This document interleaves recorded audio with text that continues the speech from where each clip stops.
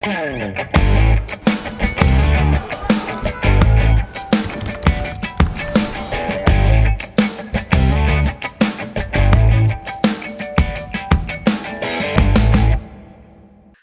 programa de hoje, vamos conversar com o senador pelo estado do Piauí, pelo Partido Progressista, Elmano Ferrer. Seja bem-vindo, senador, ao nosso Espaço Cidadão.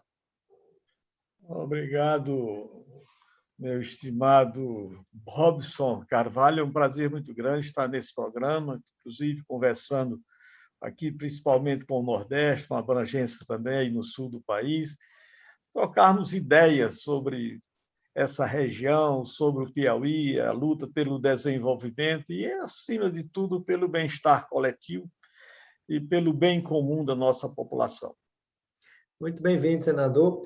E eu inicio a nossa entrevista pedindo que o senhor compartilhe conosco, do ponto de vista político, né, uma análise de conjuntura de como é que o senhor tem observado as principais pedras políticas nesse momento, como é que elas estão se organizando para se mexerem a partir de 2022, as eleições do ano que vem.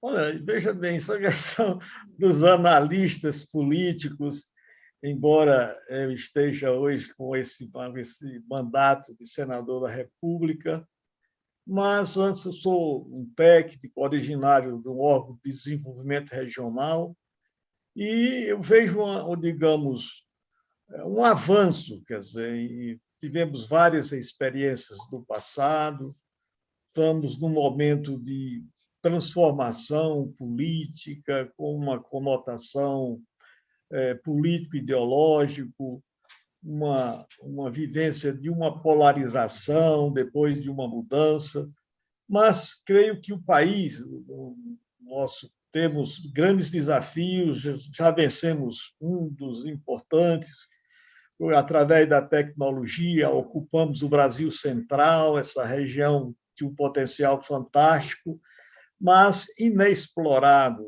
Houve essa contribuição há 60 e poucos anos atrás, da ocupação do centro-oeste do Brasil, com a criação de Brasília.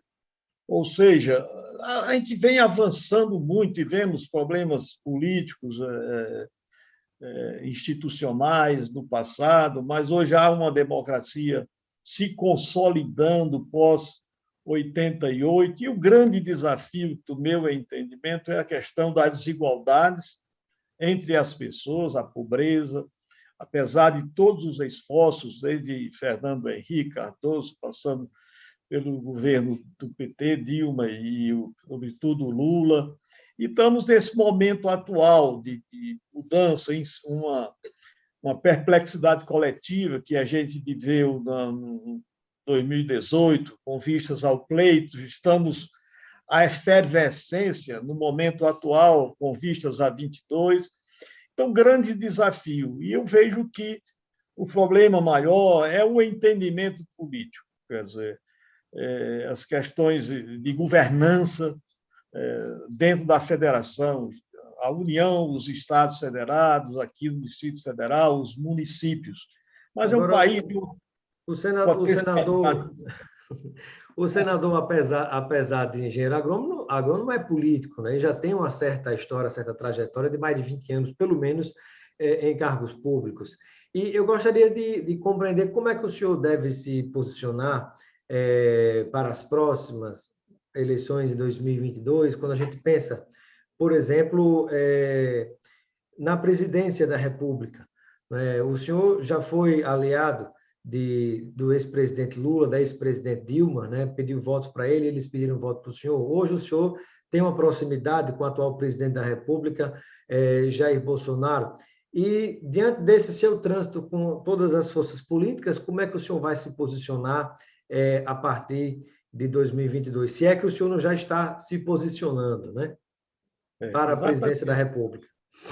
Hoje, eu comecei a política já depois de aposentado do serviço público, no princípio de 2000, fui vice-prefeito de Teresina, no PTB.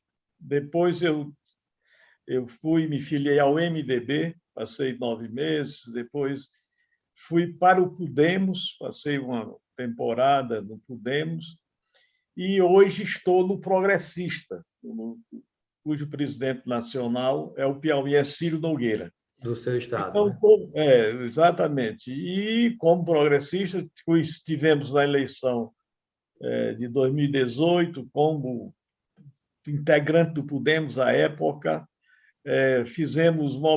trabalhamos pelo Álvaro Dias, me empenhei, inclusive Que é ensaiei do Podemos, né? pelo Podemos, uma anticandidatura lá no Piauí contra o Wellington, que nos elegemos juntos em 2014, naquele pleito de 2014, que era o PTB, PP e o PT. O senhor foi E secretário do Wellington Dias também no governo, né? passei 9 meses como secretário de Desenvolvimento Econômico, 9 meses. E eu era vice-prefeito de Teresina naquele momento. Isso. Tivemos um problema lá, e eu fui ser secretário dele, uma impulsão partidária de deputado federal, quer dizer, partido com a sua bancada federal e estadual, rapaz, você tem que aceitar aí. E eu fui incorporar uma questão partidária. Mas o fato que o senador da República ali então era o senador João Vicente Claudino. E o João Vicente, realmente, como senador, na disputa do segundo mandato, na eleição de 2014, ele desiste, 15 dias antes da convenção. Aí eu tinha sido prefeito de Teresina, havia um recall da nossa gestão, administração compartilhada, enfim, uma avaliação muito boa. Eu entrei, primeira eleição parlamentar que eu disputei, nunca fui vereador, deputado estadual, federal. Fui logo para o Senado, Senador enfrentando um Elmano, ex-governador. mas, senador Elmano, a gente está olhando para 2022. Com o trânsito que o senhor tem com essas forças políticas, o senhor vai acompanhar e voltar para presidente da República, considerando o cenário, por exemplo, Lula candidato a presidente, que hoje está elegível, Bolsonaro candidato à reeleição. O senhor se posiciona de que lado? Do lado do Bolsonaro. Já sou vice-líder dele do Senado da República, estou no Progressista, que já o partido fez uma opção. Então, questões também locais, já fiz essa opção. Fiz desde o segundo turno que eu ia chegar a isso. Essa opção, senador, é imexível? Né? Eu pergunto isso porque a política é como nuvens, né? Já dizia Tancredo, não, uma hora está do jeito, daqui a pouco está de outro. O senhor considera a possibilidade de rever, porque há setores do Centrão que já dão declarações de que pode se reaproximar do próprio ex-presidente Lula se enxergar inviabilidade na própria candidatura de Bolsonaro. Olha, veja, eu sou sempre, digamos, muito fiel. E o presidente Bolsonaro, com quem eu estive no dia 13 de outubro de 2018, na residência dele, lá na Barra, na residência, uma casa lá, um conjunto habitacional, uma casa muito simples. Nós conversamos bastante. Ele convalescente, tinha 6 dias que tinha chegado de São Paulo, da outra cirurgia, então tivemos uma conversa muito franca com relação ao Nordeste e ao Piauí especificamente. Ele assumiu um compromisso conosco, mas, sobretudo, com o Estado do Piauí. E estamos fazendo, digamos, neste governo dele, obras que estavam paralisadas, novas obras de infraestrutura, sobretudo em Teresina, onde eu fui prefeito, obras que deveriam ter sido feitas, como foi feito em Natal, na infraestrutura urbana, duplicações em direção a Campina Grande, enfim, a Recife, e em rodovias e na mobilidade urbana de Teresina. Então, nós estamos executando obras, através do DENIT, transformadoras. O que foi feito em todas as capitais do Nordeste do Brasil não foi feito no Piauí. E está sendo feito. É o caso da BR-316, como o senhor. Apresenta uma duplicação. Nós somos a única capital do país em que as saídas e entradas de Teresina, um aglomerado urbano de quase 1 milhão de pessoas, apenas 2 pistas de rolamento, 2. Estamos fazendo a duplicação neste governo. Quer dizer, é uma obra importante, o contorno rodoviário de Teresina, um contorno. Quer dizer, no princípio, passava dentro do coração de Teresina. Claro, isso aí... E o senador Elmano Ferrer é candidato agora em 2022? Veja, não, sou candidato, sim. Sou Candidato à candidato reeleição ao ou o senhor cargo. pode Não, disputar a minha opção é deputado federal. Claro, deputado então, federal? estamos trabalhando, Robson. Nossa preocupação é o trabalho.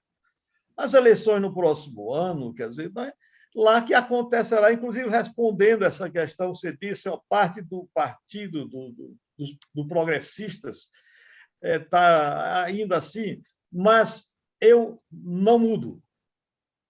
20 parlamentares ficaram com a presidente Dilma. Eu fui um deles. 20 ou foi 21? Quer dizer, eu estava com o Armando Monteiro, nós éramos do PTB naquele momento, e ficamos, quer dizer. Então, eu estou com o presidente, espero que No nós caso do impeachment, melhoremos. senador? Ainda não vejo o ambiente para Não, estou impeachment. falando no caso do impeachment da ex-presidente Dilma. Exatamente. Eu votei contra o impedimento da presidente, por uma série de razões. Como também não vejo clima no momento. Eu creio que a situação é Para o cada impeachment de Bolsonaro.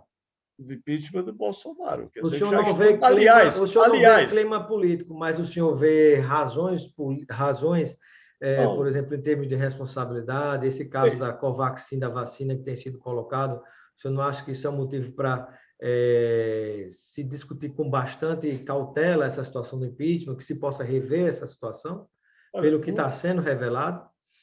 olha, vamos aguardar, porque, veja bem, isso é preciso que nós vejamos o seguinte: desde a eleição em 2018, que eles tentaram tirar o presidente do pleito.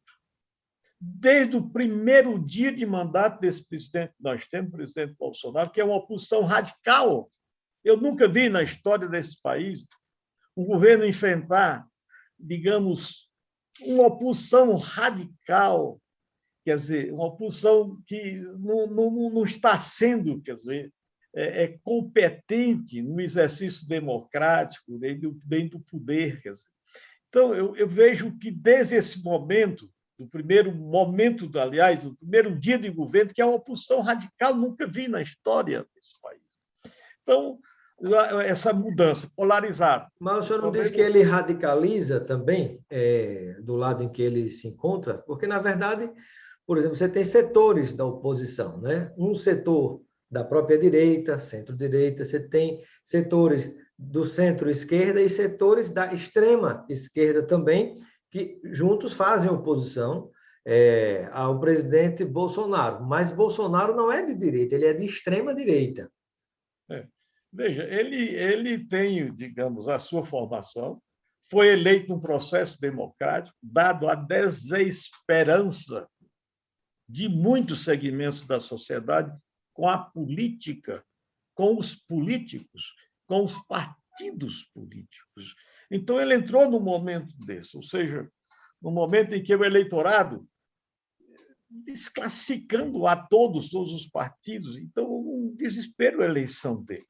Claro que todos nós sabemos que durante esses 28 anos, que me parece são 28 como deputado, ele sempre viveu, digamos, as circunstâncias, eu não quero me detalhar isso, mas ele com as posições políticas que ele teve, inclusive, nas forças do Exército também. Ele participou de muitos movimentos de natureza política. Então, ele tem as ideias dele. Eu creio que nós temos que buscar, quando eu me procuro, embora estou com ele, com o presidente, serei leal ao presidente, mas vejo que nós temos todos que buscar o entendimento. O que é o Senado da República? Quem está lá? O Senado é uma casa da conciliação, do entendimento, tem um papel muito importante, no meu entendimento, no momento atual, com relação à estrutura do Estado Nacional, do Estado brasileiro. Há E uma crise. quando a gente pensa nessa questão do entendimento, senador Elmano, como é que se dá o entendimento do senhor com o governador do estado do Piauí, Wellington Dias, que deverá ser, inclusive, candidato a senador? Muito bom o entendimento pessoal com ele. Agora, politicamente, depois que nós nos elegemos, quer dizer, eu pelo PTB, que o candidato era o senador João Sente à reeleição, a vice-governadora Margarete Coelho, numa compulsão com o Wellington. Mas eu divergi logo no começo, na formação da equipe. O Wellington tinha uma preocupação, queria o outro poder, o legislativo. Nós elegemos um terço, com pouco tempo ele estava com quase 100% da bancada. É o poder pelo poder. Tem um mérito, grande mérito do Wellington, quer dizer, uma pessoa carismática, uma pessoa simples, uma pessoa que se entende com todos, uma pessoa do diálogo. Mas eu creio que o político, hoje, sobretudo, tem que ter um compromisso com o povo, independente de partidos, mas é uma luta pelo poder e para a preservação daquele poder. Mas então, o senhor avalia que o governador Wellington Dias não tem compromisso com o povo? Não, veja bem, nós temos a pobreza. Eu falei aqui em pobreza, falei em desigualdade, em desafios sociais. Então, isso aí que eu não concordo com determinados procedimentos, de se eternizar no poder, de, inclusive, cooptar segmentos importantes através de instrumentos que eu não aceito pela minha formação. Não aceito. Então, o Wellington, uma pessoa linda, pessoa simples, carismática, está no 4º mandato de governador. 4º mandato de governador, senador. E sempre ele entrou falando nas oligarquias, mas eu vejo com muita preocupação essa perpetuação no poder e as questões sociais fundamentais, a saúde, a educação, e com um discurso que não traduz a realidade. Então, isso me preocupa. Eu tenho um sentimento digamos, eu sou servidor público, sou servidor aposentado, me orgulho de ser servidor, fui e sou, por opção, né? De carreira, e veja bem, pago pela sociedade para servi-la, sem jamais me servir dela. Senador, quem é que o senhor vai apoiar para esta próxima vaga do Senado em 2022, no estado do Piauí? Veja, nós tínhamos um grande homem público, o ex-prefeito de Teresina, que também estava no 4º mandato do PSDB, partido oposto ao PT, e tragicamente desapareceu com 56 anos. Era um nome para formar com o Ciro Nogueira, ele, Firmino Filho, o senador João Vicente, que eu sucedi na vaga dele, né? E nós outros. E um grupo muito importante disso aqui, que é uma alternância político-partidária e ideológico. E que o senhor deve apoiar, então, para o Senado, no próximo ano? Não, vamos escolher o candidato, né? No momento, veja, no momento só o senhor disse que não vai disputar a reeleição, é candidato a federal, não é isso? Ou pode rever a posição? Exatamente. Hoje.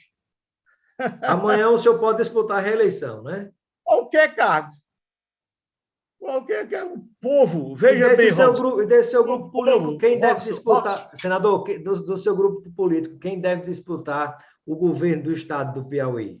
Olha, hoje é o Ciro Nogueira. Agora, veja bem, o Ciro tem uma posição tão importante nacionalmente, é presidente de um partido com uma representatividade muito grande na Câmara dos Deputados e do Senado da República, que está fazendo um trabalho de articulação e de sustentação do próprio governo. É o partido do Centrão, né? Agora veja bem. O Centrão que o governo e os seus representantes, ministros, ex-ministros, diziam que não queria ver dentro do governo, né?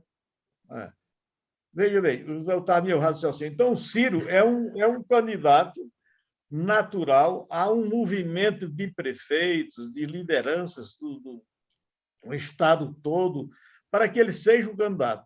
Agora, ele tem uma representação fantástica para o estado do Piauí. Dos últimos anos, desde o governo da presidente Dilma, do Temer e agora do presidente Bolsonaro, ele tem trabalhado muito pelo estado do Piauí, conseguido muitos recursos para as prefeituras, para projetos estruturantes importantes.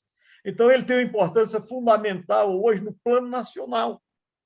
E ele ir para o plano estadual é um sacrifício para ele, que tem digamos, tem uma posição fantástica, importante, não só no estado do Piauí, mas no Nordeste do Brasil. Quer dizer, e ser governador do Piauí é um sacrifício. Para o Mas senador opção. para o senador Eumano Ferreira, seria um sacrifício disputar o governo do estado do Piauí? Não Ou uma veja, honra? eu nunca pensei nisso, nunca pensei. Mas se o senhor Mas pensar agora, é uma ideia simpática ou não? O senhor não considera? não, nós temos outras lideranças. Isso aí só no próximo ano é que nós vamos ver como vai estar este país, como vai estar o próprio estado do Piauí. Nós estamos vivendo, eu insisto, nós estamos vivendo um momento que nós temos que buscar o entendimento, interesses do país, não só do contexto interno, mas a importância e relevância que nós temos na geopolítica, não só aqui das Américas, mas no próprio mundo. Nós estamos nós falamos aqui em agronegócio, deu um entendimento do Brasil com a China. Quem imaginava isso? Veja o governo João Goulart, quando sucedeu o próprio Jânio, Que para o que se viu Brasil que tem estava na sido China. importante, mas que para o Brasil, o senhor concorda que tem sido importante essa relação com a China, né? Não só na área do agronegócio, mas em diversas outras áreas. Porque Perfeitamente, veja. o governo federal, o presidente Bolsonaro, tem batido muito, ele e os filhos dele, contra a própria China, né? Apesar da gente precisar da China, ela ser uma grande compradora dos produtos do Brasil. Isso, veja bem, essa questão da geopolítica, da importância, quando eu digo que o Brasil, não só pela dimensão continental, mas veja a importância do agronegócio, aliás, da pesquisa, do investimento em ciência, que se fez. O Alisson Paulo Melo está sendo hoje um dos candidatos ao Prêmio Nobel do mundo na área da ciência, do agronegócio, enfim. É exatamente isso que nós temos que buscar. Não é possível. Eu vejo, Como é que está a infraestrutura hoje no estado do Piauí para o agronegócio? Olha, veja bem, lá na área dos Cerrados, que integra o Matopiba, que é uma região importante do Brasil setentrional, pegando aí a região dos Cerrados da Bahia, do estado do Tocantins, do Maranhão e do Piauí, né? Quer dizer, o Piauí se insere dentro desse contexto com a produção importantíssima, significativa, de 5 milhões e 500 mil toneladas de grãos. Né? Agora, cortadas as estradas são todas estaduais, dentro dos cerrados. Quer dizer, nós temos só uma BR que está em projeto, sendo que a fundamental, a BR-135, está muito boa, está sendo requalificada, alargada, que era rodovia da morte, hoje é rodovia da soja. Daí a importância deste governo, sobretudo do nosso ministro da Infraestrutura, que é um dos mais competentes, sem desrespeitar os demais ministros, mas um dos mais competentes e trabalhadores ministros desse governo Bolsonaro, Tarcísio Gomes de Freitas, homem de carreira, ocupou cargos importantes, sobretudo na logística, no planejamento da infraestrutura rodoviária, quer seja rodoviária, ferroviária, aeroviária, a questão da navegação, da cabotagem que ele está resgatando, enfim, está muito bem o Piauí nessa área de infraestrutura viária. Temos a infraestrutura social que entra a educação, tem havido muitos avanços, mas nós temos que avançar mais. Quando nós comparamos o que era e o que somos, mas comparamos com os outros estados, inclusive os estados que integram o Nordeste, nós ainda estamos para trás, juntamente com o Maranhão, que é uma potência. Não se justifica ter tanta pobreza nesses dois estados e da própria região, sobretudo do semiárido do Nordeste. Então, são grandes desafios que nós, políticos, quer dizer, eu estou, temos que pensar nisso, discutir isso. Rob, só se fala em eleição neste país. Você sai de uma eleição, já está falando na próxima, na outra, de 8 anos depois. Até quando? Esse comportamento não tem sido estimulado, senador, pelo próprio presidente da República, que todo final de semana faz um movimento político eleitoral? Olha, se o presidente tivesse feito esse movimento com os militantes que acreditaram, apostaram nele, já tinha derrubado o presidente. ele tem a coragem, a determinação de enfrentar tudo que está aí. Tudo que está aí é um negócio impressionante, as oposições para tirá-lo do governo. Ninguém pensa do país. Agora, isso também, veja, são problemas nossos, de todos nós. Essa inquisição que está no Senado, aquela CPI, que é o escárnio. Mas é pelo próprio comportamento do presidente, que negou inicialmente a importância da vacina, criou dificuldade, senador, para a compra de algumas vacinas, facilitou a tentativa de compra de outras vacinas, como a Covaxin, que não foi comprada e ainda hoje está sob suspeita, sobre o escândalo, sob uma suspeita de ter havido corrupção. É exatamente a tendo o opção líder do governo tendo o líder do governo na Câmara por trás desse possível esquema, não? Robson, quem é que está fazendo a vacinação dos brasileiros? Quem está fazendo? Nós somos uma federação, nós não somos um Estado unitário. Historicamente, as vacinas são compradas pelo governo federal e colocado para o Estado fazer a distribuição. O Estado federado não faz vacina em lugar nenhum, nem o governo federal. São os municípios, ou seja, é um processo. Eu fui prefeito, eu sei da importância de uma unidade básica de saúde em um município, em uma cidade ou da zona rural. A prefeitura é a unidade mais importante da federação. Essa opção radical do presidente, é que tem prejudicado as questões administrativas, até a integração de forças políticas e administrativas, o caso da vacinação, desde o princípio. E nós, por exemplo, do Nordeste, é uma oposição tremenda dos governadores, consequentemente dos prefeitos. É um negócio brutal, ou seja, nós estamos jogando um impasse. O que eu vejo no Brasil é torcer pelo impasse, tirar o presidente, desestabilizar o governo, comprometer. Senador, então, senador Elmano, mas não foi o próprio presidente da República que escolheu, né? Há decisões políticas na vida, não foi ele que escolheu ter os governadores como inimigos, não foi algo que partiu dele, inclusive, sobretudo nessa questão da vacina e outras também? Olha, eu vi logo no princípio do Porque governo. Porque havia a inércia do governo federal. Quando os governadores começaram a tomar a iniciativa, houve toda essa confusão. No princípio do governo dele, se criou fóruns de governadores regionais, governadores nacionais contra o presidente. Desde o princípio, aproveitou essa pandemia, que veio logo no segundo ano do governo dele. Pronto, aí foi aqui, chegou, caiu aqui, para nós derrubarmos esse governo. Daí porque ele tem resistido, é um homem de coragem e determinação. Isso aqui temos que reconhecer isso. Agora, a formação dele, o temperamento do presidente, isso é uma questão que eu sei que um estadista, como deve se haver no exercício do mandato, quer seja de prefeito, que eu já fui, seja de governador, e, sobretudo, de presidente da República, nós somos eleitos numa corrente, mas somos o prefeito, o governador e presidente de toda a coletividade. Agora, você entra. Ao entrar, tentam tirar o homem da campanha pela morte, pela vida. Assumem a presidência da República para fazer transformações que o povo queria, o povo quer. Então, enfrentam uma oposição violenta, uma oposição radical, no meu entendimento. Isso está se materializando com todo o respeito aos meus colegas de Senado, o que está acontecendo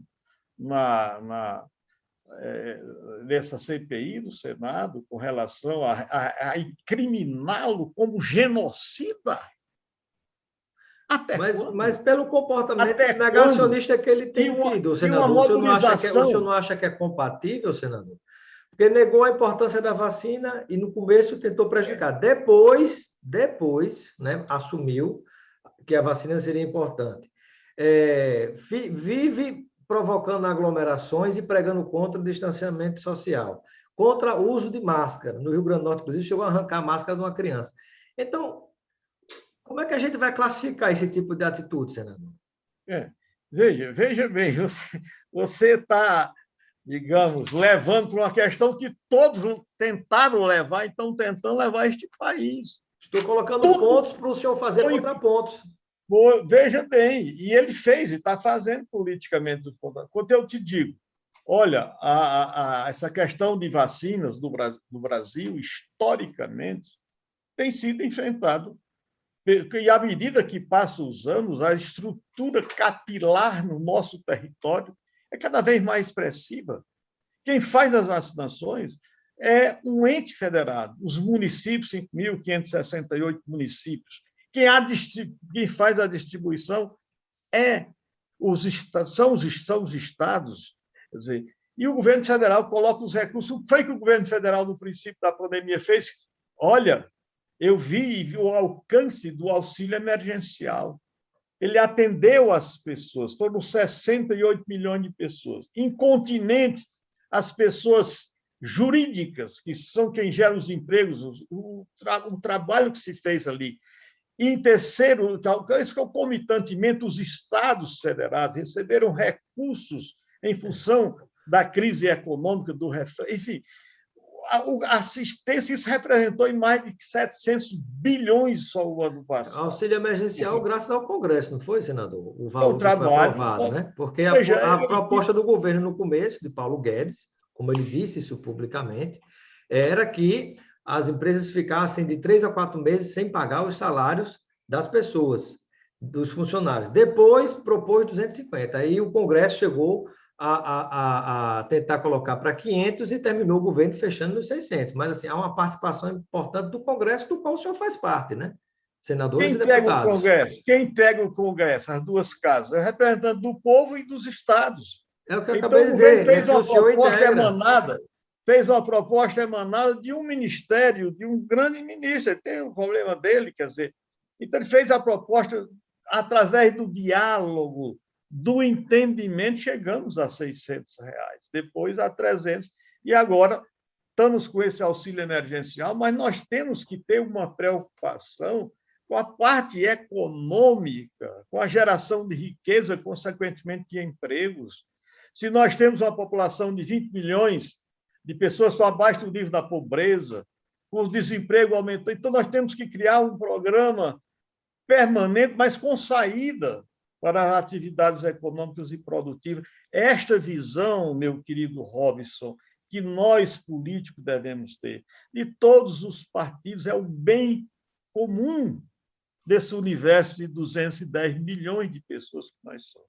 Agora, no meu entendimento, é a boa política. Claro que aí a grande preocupação é a radicalização política. Grupos que querem se perpetuar e, muitas vezes, aparelhar o Estado, a União e, principalmente, Estados federados.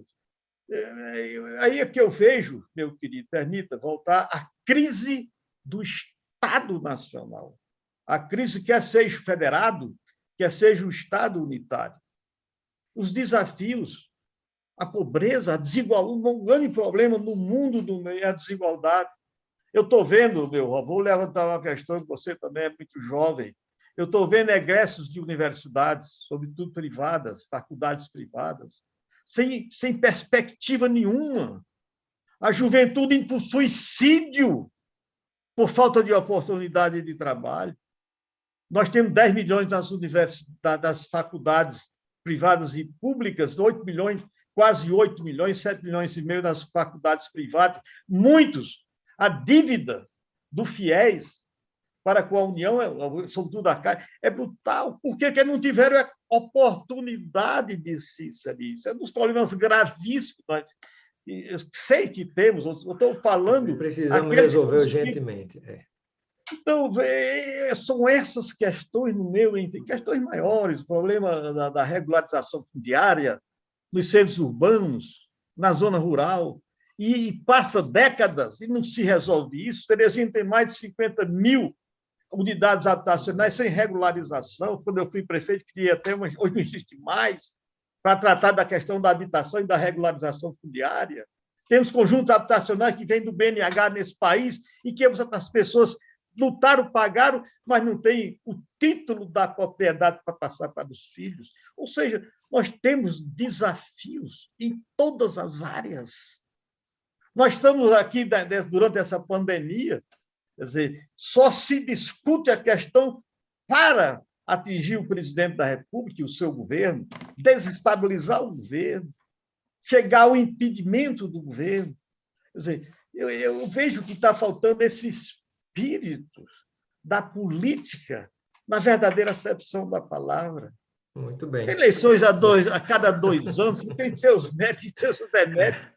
Enfim, Robson. Senador, muito bem. Dá um excelente debate aqui. Eu estou muito satisfeito com o debate que nós estamos tendo aqui, né? É nosso papel a gente colocar pontos e contrapontos e o senhor ficar também colocando a sua forma de ver as coisas, né? Isso faz parte da política, dialogar sempre. Infelizmente, nem sempre é possível dialogar com todo mundo que tem um pensamento diferente, porque às vezes há radicais em tal nível que você não consegue nem, por exemplo, fazer uma entrevista, né? Mas estou muito satisfeito com essa nossa entrevista, com esse nosso debate, bate-papo, essa conversa, e quero agradecer, senador Eumano, a gentileza da entrevista que o senhor nos concede e deixar um momento final para suas despedidas junto ao povo de Teresina, do Piauí, de boa parte do Nordeste e do Brasil que nos acompanha nesse momento.